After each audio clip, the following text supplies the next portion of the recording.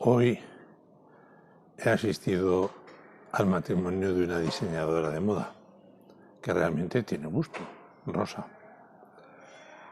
Y con tal ocasión me ha venido a la cabeza aquello de San José María que nos habla que hemos de imitar a la Virgen en su elegancia sobrenatural y humana, en su elegancia en todas las dimensiones de su existencia. Elegancia es la cualidad del elegante, y el elegante es el que está dotado de gracia, de nobleza y de sencillez.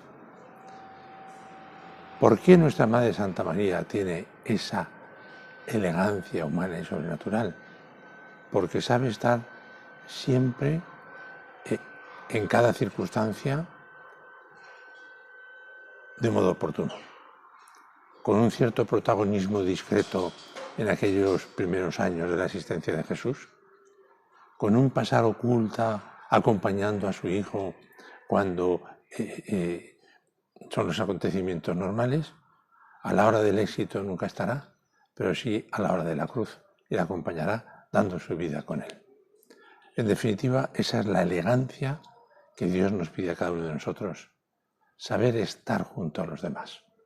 Saber estar junto a los demás con esa gracia, con esa nobleza, con esa sencillez. De tal manera que en los momentos normales estamos allí pero no se nota.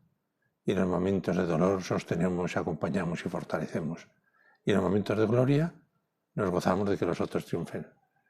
Allí nuestra Madre Santa María muestra ese sabor no buscado de la grandeza, de la profundidad de su alma, de su santidad. Pues en la medida que nosotros también estemos cerca de Dios, se dará lo mismo.